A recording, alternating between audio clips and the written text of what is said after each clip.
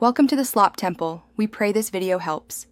You start by confirming prerequisites, that your phone supports hotspot and USB tethering and your carrier permits it.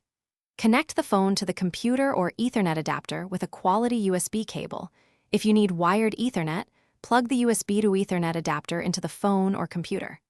Once done, enable the phone's hotspot and USB tethering options in settings. You should see a new network interface appear on the target device. If not, make sure USB debugging or permissions aren't blocking tethering.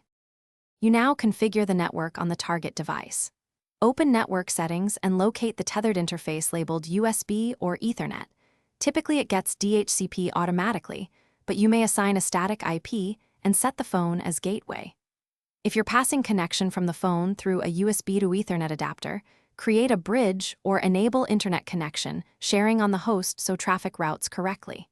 Make sure firewall rules allow forwarding, and test connectivity by pinging a public IP, then a domain name to confirm DNS works. You finish by verifying the connection, run a speed or ping test, and confirm stable routing through the tethered interface.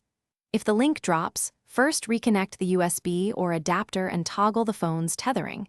If that fails, toggle airplane mode or reboot the phone and target device. Make sure adapter drivers on the host are updated and the carrier hasn't hit a data cap. If issues persist, check that your phone's APN and mobile data are active.